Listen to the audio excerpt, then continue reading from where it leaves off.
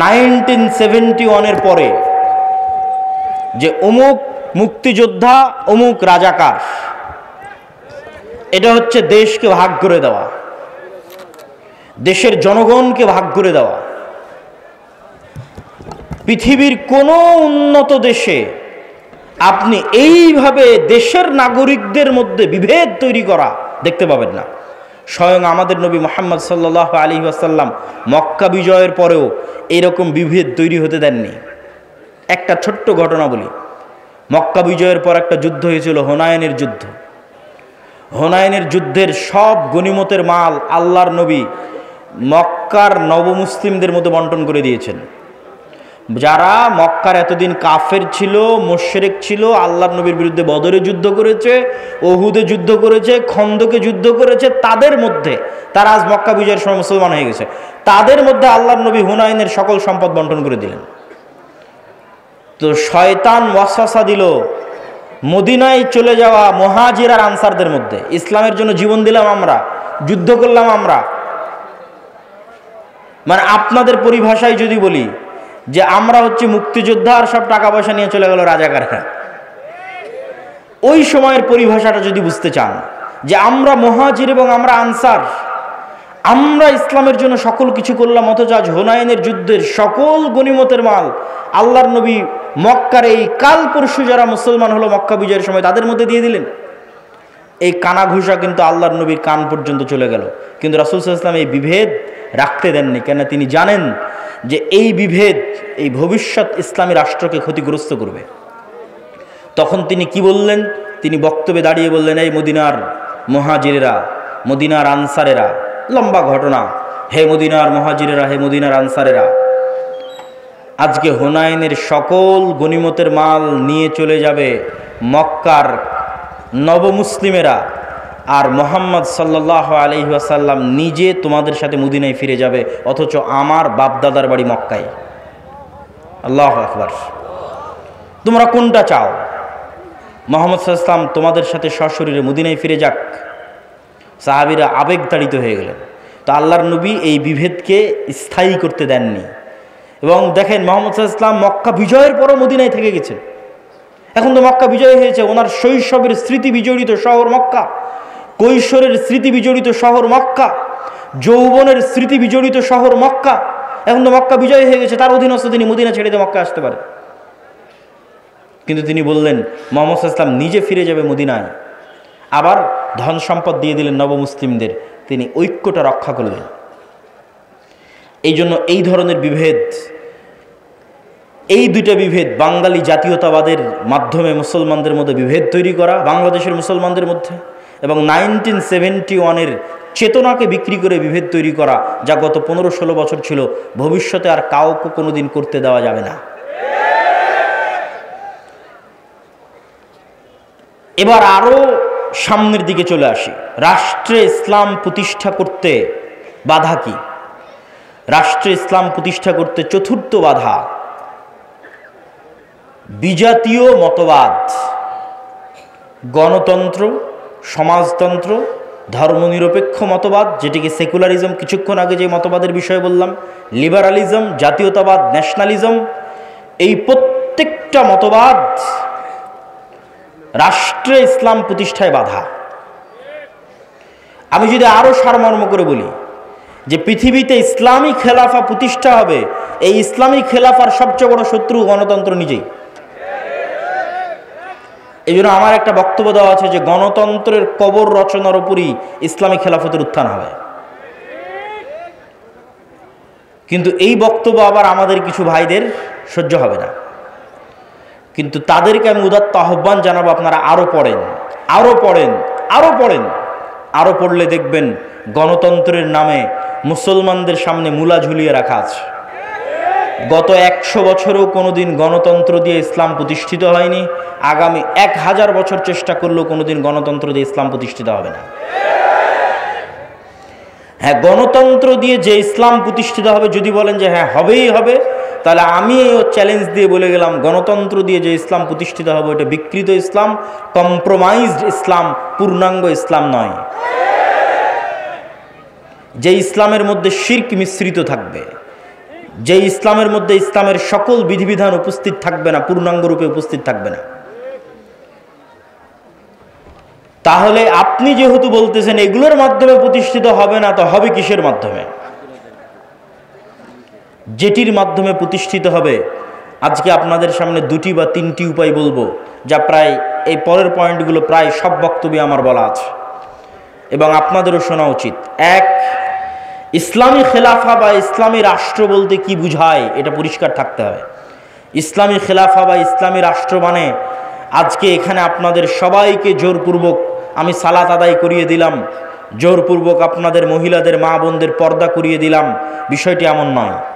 ইসলামী খেলাফায় এই জিনিসগুলো থাকবে, কিন্তু ইসলামী খেলাফা মানে 1 নম্বরে আপনাদের মধ্যে ন্যায় বিচার প্রতিষ্ঠিত হবে।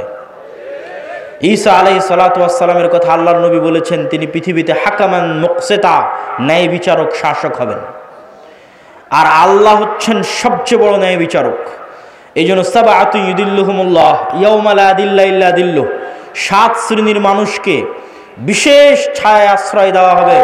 তার 1 নম্বরে ইমামুন আদিল, ন্যায় পরায়ণ, ন্যায় বিচারক। তাকে 1 নম্বরে আসন দেওয়া হয়েছে, ন্যায় পরায়ণ, ন্যায় বিচারককে। আমাদের মুসলমানদের কাছে এতক্ষণ পর্যন্ত এই আলোচনা আপনাদের কাছে হয়তো মনে হবে আমি কি বলতে চাচ্ছি। আমি যেটি বলতে চাচ্ছি যে রাষ্ট্রে ইসলাম মানে ন্যায় বিচার প্রতিষ্ঠা করা। তো আপনি আমি যদি রাষ্ট্রে ইসলাম প্রতিষ্ঠা করতে চাই, আমাদেরকে সবার আগে ন্যায় পরায়ণ হতে হবে। আমি আপনি ন্যায়পরায়ণ হব না, সত্যবাদী হব না, আর বলবো রাষ্ট্রে ইসলাম প্রতিষ্ঠা করব, এটা কোনোদিন সম্ভব নয়। তো আপনি কি বলতে চাচ্ছেন আমরা মুসলমানেরা ন্যায়পরায়ণ নই, সত্যবাদী নই? জি, আমি এটাই বলতে চাচ্ছি আমরা মুসলমানেরা নামাজি, আমরা মুসলমানেরা হাজি, আমরা মুসলমানেরা দানবীর। বাহ্যিক ইসলামের যত বিধিবিধান আছে প্রত্যেকটা বিধিবিধান মানতে আমরা 1 নম্বরে আছি। যেমন আজকের জালসা সম্মেলনে এসেছেন কোরআন এবং দ্বীনের কথা শুনতে, এটা অনেক বড় একটা গুণ। অবশ্যই আপনি নেকি পাওয়ার নিয়েতে এসেছেন, কিন্তু দেখবেন এই জালসার প্যান্ডেল থেকে মোবাইল চুরি হয়ে গেছে, দেখবেন মসজিদ থেকে স্যান্ডেল চুরি হয়ে গেছে। তাহলে জাতিগতভাবে আমার এবং আপনার মধ্যে কোনটার অভাব? জাতিগতভাবে আমার এবং আপনার মধ্যে নামাজের অভাব নাই, দানের অভাব নাই, হাজি উমরাকারী ব্যক্তির অভাব নাই, কিন্তু সত্যবাদী হবে, ন্যায় পরায়ণ হবে, এরকম মেরুদণ্ডওয়ালা একটা প্রজন্ম আমাদের মধ্যে নাই। আপনি আমাকে যদি এখন রাষ্ট্রপ্রধান করে দেন, আমিও বাংলাদেশ চালাতে পারবো না, কেন বাংলাদেশের প্রত্যেকটা সেক্টরে দুর্নীতি আছে।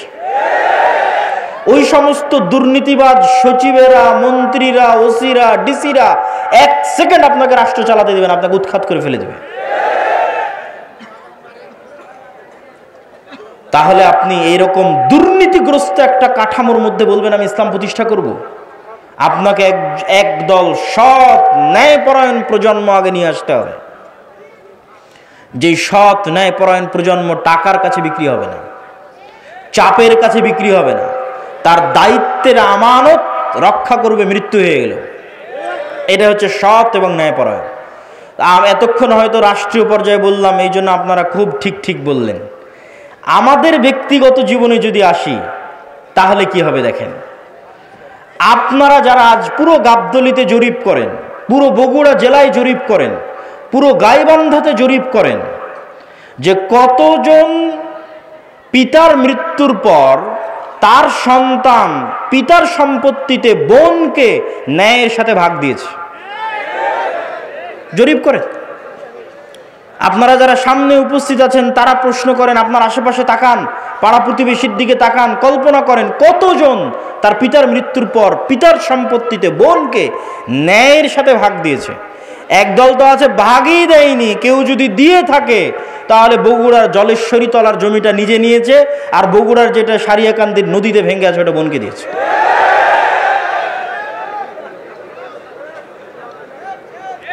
তাহলে আপনি ন্যায়পরায়ণ নন, সত্যবাদী নন, কিন্তু আপনি নামাজি, আপনি হাজি, আপনি উমরাকারী, আপনি দানবীর।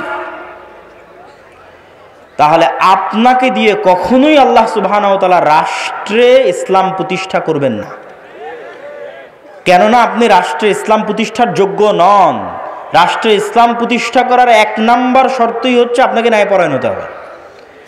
ন্যায়পরায়ণ না হলে আপনি রাষ্ট্রে ইসলাম প্রতিষ্ঠার যোগ্য নন। কেন? আপনি রাষ্ট্র নেতা হওয়ার যোগ্য নন, দলের নেতা, দেশের নেতা, সমাজের নেতা, কোনো কিছুর নেতা হওয়ার যোগ্য নন। আপনি কিসের যোগ্য? গোলাম হওয়ার যোগ্য। গোলামেরা মিথ্যা বলে, গোলামেরা অন্যায়পরায়ণ হয়। আপনি আরো জরিপ করেন, আপনাদের এই বগুড়া, গাবতলী, গাইবান্ধা অঞ্চলের কতজন মেয়ের বিবাহ যৌতুকের ভিত্তিতে হচ্ছে, আর কতজন মেয়ের বিবাহ যৌতুক ছাড়া হচ্ছে, জরিপ করেন। তাহলে যতগুলো মেয়ের বিবাহ যৌতুকের ভিত্তিতে হচ্ছে, আপনি কি বলেন এটা ন্যায় হচ্ছে না অন্যায় হচ্ছে? অন্যায় হচ্ছে। কিন্তু ওই যৌতুকের বিবাহে যতজন উপস্থিত হচ্ছে, হাজি, নামাজি, ওমরাকারী, দানবীর, হুজুর, কাজী, সবই তো আল্লাহওয়ালা। তাহলে এই সমস্ত আল্লাহওয়ালা হাজি, নামাজি, কাজী যে যৌতুকের ভিত্তিতে বিবাহ দিচ্ছে, উপস্থিত হচ্ছে, দাওয়াতে যাচ্ছে, তাদেরকে দিয়ে আল্লাহ সুবহানাহু ওয়া তাআলা কখনোই রাষ্ট্রে ইসলাম প্রতিষ্ঠা করাবেন না। কেননা সে অন্যায়পরায়ণ। সে যদি আজ যৌতুকের সাথে আপোষ করে, কাল রাষ্ট্র ক্ষমতায় গেলে ও সবচেয়ে বড় দুর্নীতিবাজ হবে। মানে আমাদের মধ্যে যতজন উপস্থিত আছে, যারা বোনকে পিতার সম্পত্তিতে ভাগ দেয়নি, যারা মেয়েকে বিবাহ করেছে যৌতুক এবং ডিমান্ডের ভিত্তিতে, এবং এই ধরনের মানুষের সাথে সম্পৃক্ত, অন্যায়ের সাথে জড়িত আছে, এরা যদি রাষ্ট্র ক্ষমতায় যায় তো গত 16 বছর যা টাকা পাচার হয়েছে এরা তার চেয়ে বেশি করবে। গত 16 বছর যা দুর্নীতি হয়েছে প্রত্যেকটা মুসলমান তার চেয়ে বেশি দুর্নীতি করবে। শুধু সে যায়নি তাই গালি দিচ্ছে যে ও দুর্নীতিবাজ ছিল, এত টাকা পাচার করে নিল, ও গেলে ওও করত।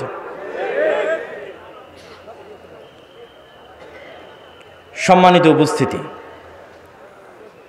তাহলে আমরা মুসলমানেরা কি অবস্থায় দাঁড়িয়ে আছি? আমরা মুসলমানেরা রাসূলুল্লাহ সাল্লাল্লাহু আলাইহি ওয়াসাল্লামের ওই হাদিসের উপর দাঁড়িয়ে আছি যে হাদিসে রাসূল সাল্লাল্লাহু আলাইহি ওয়াসাল্লাম বলেছেন, সালাসাতুন মান কুন্না ফিহি বা আরবাউন মান কুন্না ফিহি, 3টা বৈশিষ্ট্য বা 4টা বৈশিষ্ট্য যার মধ্যে থাকবে সে মুনাফিকান খালেসা, সে স্পষ্ট মুনাফিক। ইদা হাদ্দাসা কাযাবা, যখন কথা বলে মিথ্যা বলে, ওয়া ইদা ওয়াদা আখলাফা, যখন ওয়াদা করে ভঙ্গ করে, ওয়া ইদা তুমিনা খানা, যখন আমানত রাখা হয় তখন সে আমানতের খেয়ানত করে। তো কথা বললে মিথ্যা বলে, ওয়াদা দিলে ভঙ্গ করে, আমানতের খেয়ানত করে, মানে দায়িত্ব দেওয়া হয়েছে দায়িত্বের খেয়ানত করেছে। বাবা মারা গেছে, সম্পত্তি বন্টন করতে হবে, এই কাজটা আপনার কাছে আমানত। আপনি প্রতিষ্ঠানের প্রিন্সিপাল, প্রতিষ্ঠান আপনার কাছে আমানত। আপনি থানার ওসি, থানা আপনার কাছে আমানত। প্রত্যেক দায়িত্বশীলের কাছে তার দায়িত্ব আমানত। তাহলে ওই দায়িত্ব সে পূর্ণাঙ্গ রূপে বাস্তবায়ন না করে কম্প্রোমাইজ করেছে, মানে তারা সব কি হয়ে গেছে বলেন তো? বলেন না কেন, কি হয়ে গেছে? মুনাফিক হয়ে গেছে।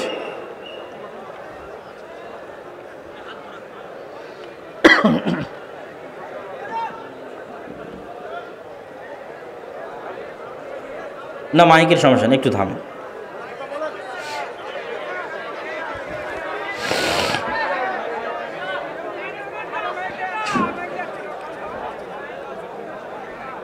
তো ইযা হাদ্দাসা কাযাবা, যখন কথা বলে মিথ্যা বলে, ওয়াদা করে ভঙ্গ করে, আমানত রাখা হলে আমানতের খেয়ানত করে, তাদেরকে আল্লাহর নবী কি বললেন?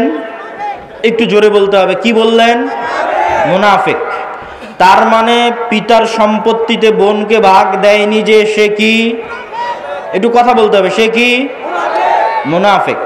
যৌতুকের ভিত্তিতে বিবাহ করেছে যে সে কি? মুনাফিক। তাহলে এই সমস্ত মুনাফিকদের দিয়ে আপনি তাহলে প্রশ্নের পরের প্রশ্ন আসবে, এই সমস্ত মুনাফিকেরা নামাজ পড়ছে কেন? এই সমস্ত মুনাফিকেরা দান করে কেন? এই সমস্ত মুনাফিকেরা তাহাজ্জুদের সালাত আদায় করে কেন? কেননা গত 16 বছরে এমনও ছিল প্রশ্ন ফাঁসের টাকা আল্লাহর রাস্তায় দান করেছে। তাহলে আল্লাহর নবীর কথা অনুযায়ী সে মুনাফিক, কেননা প্রশ্ন ফাঁস তার আমানত, প্রশ্ন রক্ষা করা আমানত ছিল, খেয়ানত করেছে। আল্লাহর নবী বলছেন ও মুনাফিক, খাঁটি মুনাফিক। তো খাঁটি মুনাফিক কেন দান করছে? গত 16 বছর এমনও ছিল যে সবচেয়ে বড় দুর্নীতিবাজ সেও নাকি তাহাজ্জুদের সালাত আদায় করে। সবচেয়ে বড় খুনি সেও নাকি তাহাজ্জুদের সালাত আদায় করে। তাহলে সে যদি খুনি হয়, দুর্নীতিবাজ হয়, মিথ্যুক হয়, তাহলে সে তো মুনাফিক। শত OC, DC, SP, AC land, sub registrar সারা দিন ঘুষের লেনদেন করতেছে, 24 ঘন্টা ঘুষের লেনদেন করতেছে, তারা তার দায়িত্বে খেয়ানত করতেছে। তো দায়িত্বে খেয়ানত করার কারণে আল্লাহর নবীর ভাষা অনুযায়ী সে কি? মুনাফিক। কিন্তু এরা সবাই তো হজ করে এসেছে, উমরা করে এসেছে, নামাজ পড়েছে, মসজিদ মাদ্রাসার সভাপতি, প্রধান অতিথি, বিশেষ অতিথি, কি না সব কিছুতে আছে। তাহলে কেন দ্বীনি কার্যক্রমে?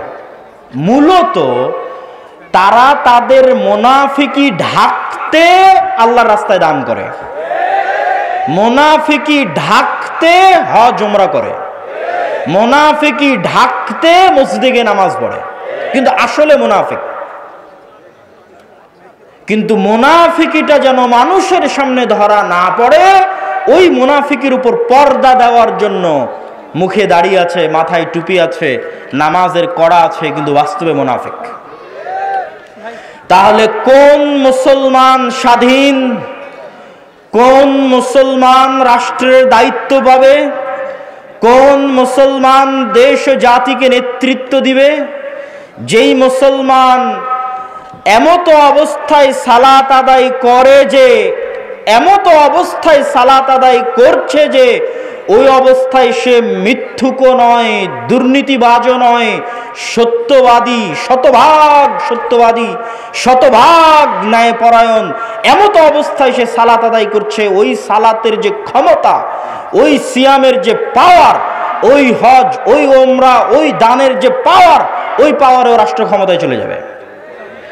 ওই পাওয়ার দিয়ে আল্লাহ পৃথিবীতে সব নবী রাসূল পাঠিয়েছেন। পৃথিবীতে আসা প্রত্যেক নবী রাসূল জন্মগত সত্যবাদী, জন্মগত আমানতদার, জন্মগত ন্যায়পরায়ণ। আমাদের নবী মুহাম্মদ সাল্লাল্লাহু আলাইহি ওয়াসাল্লামের ক্ষেত্রেও জন্মগত তিনি সত্যবাদী, জন্মগত আমানতদার, জন্মগত ন্যায়পরায়ণ। আবু বকর, ওমর, উসমান, আলী, এমনকি যে আবু সুফিয়ান রাদিয়াল্লাহু তাআলা আনহুর নাম আমরা শুনি, দীর্ঘদিন যাবৎ মক্কার কাফের কুরাইশ মুশরিকদের নেতৃত্ব দিয়েছেন, তিনিও বাদশাহ হিরাক্লিয়াসের দরবারে দাঁড়িয়ে মিথ্যা বলেননি। তখন কাফের ছিলেন, মিথ্যা বলেননি। কেননা মিথ্যা তাদের অস্তিত্বের মধ্যে ছিল না। আর আমাদের অস্তিত্বের মধ্যে মুসলমানদের অস্তিত্ব চেক করবেন,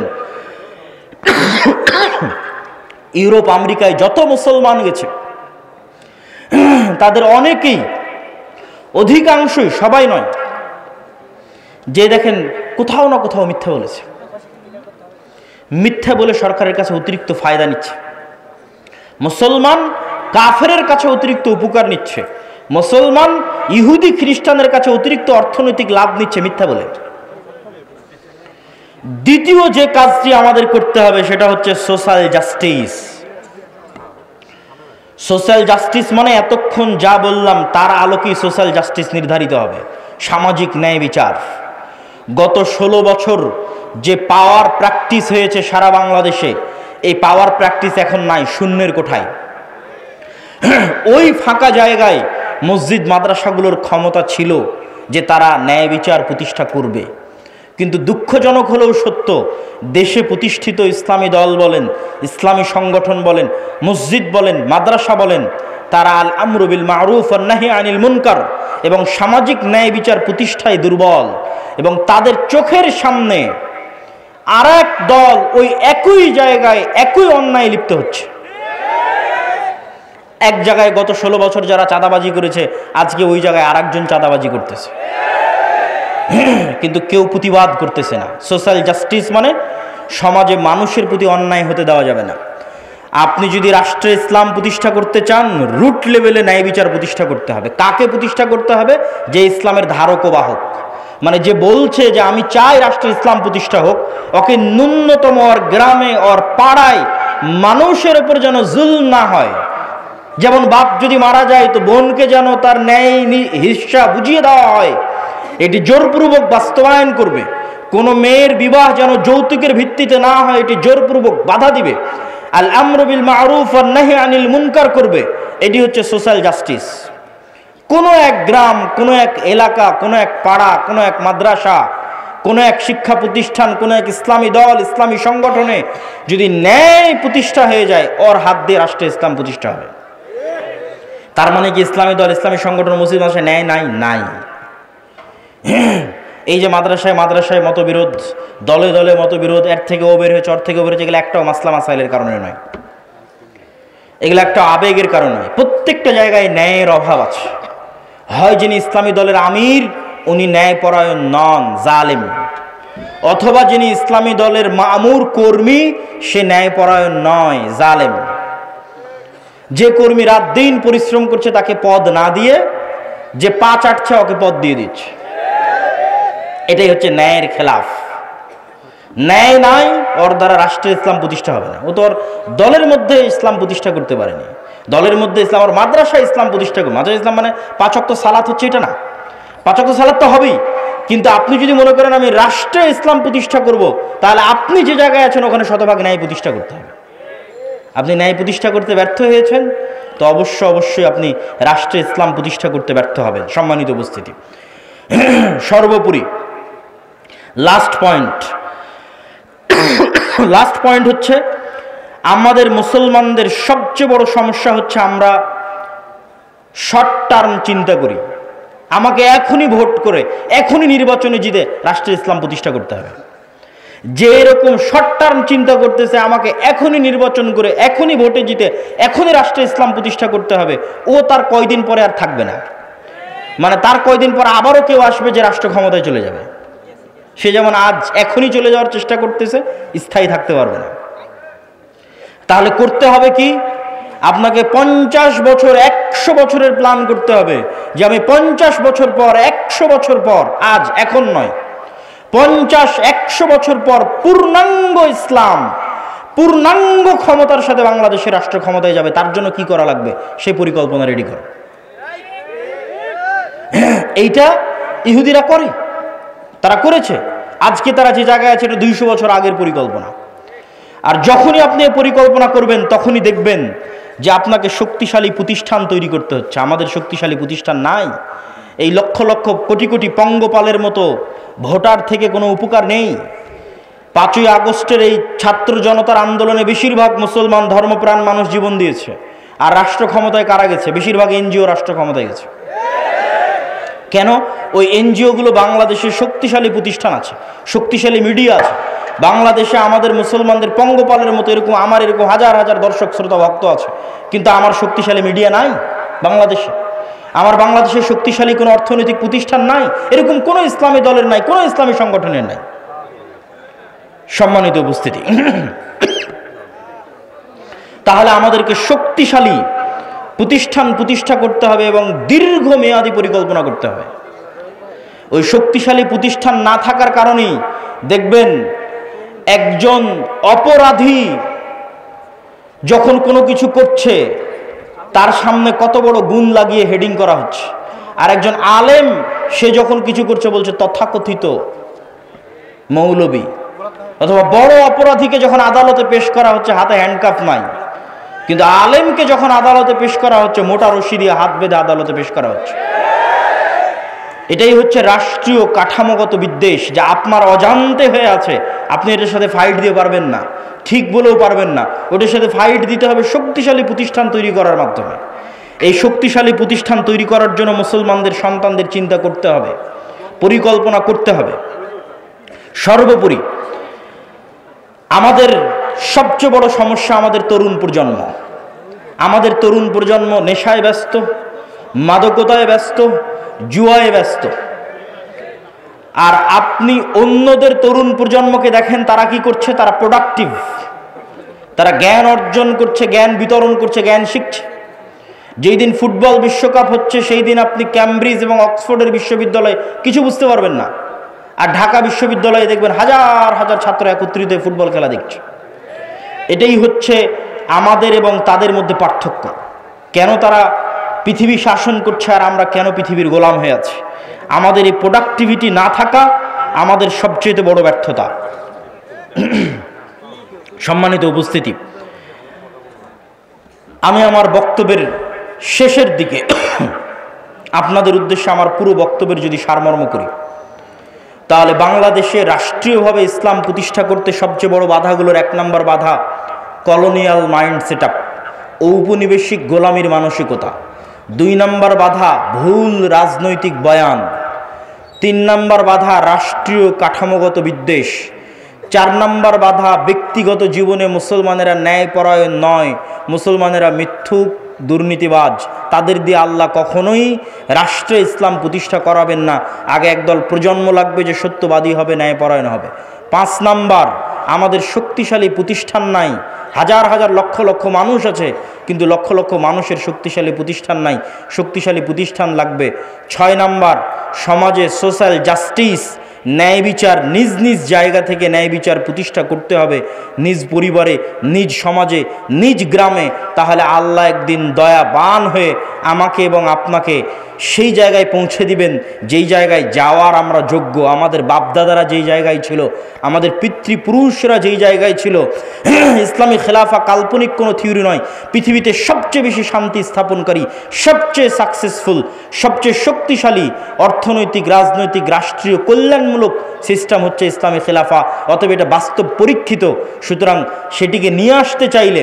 আর 7 নম্বর যেই সমস্ত তন্ত্রে মন্ত্রের মাধ্যমে আমরা চাচ্ছি যে আমরা যাব, এই তন্ত্র মন্ত্রগুলো, এই মতবাদগুলো জন্মই দেওয়া হয়েছে যেন ইসলাম কখনো রাষ্ট্র ক্ষমতায় যেতে না পারে।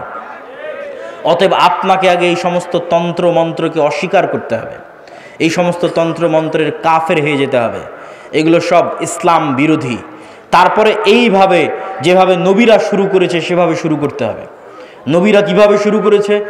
মুসা আলাইহিস সালাতু ওয়াস সালামকে আল্লাহ চাইলে বলতে পারতেন তোমাকে মুজিজার লাঠি দিলাম, গিয়ে ফেরাউনকে হত্যা করো। এই লাঠি দিয়ে, লাঠির জাদু দিয়ে ফেরাউন মারা যাবে, মুসা আলাইহিস সালাম রাষ্ট্র ক্ষমতা দখল করে নিবে।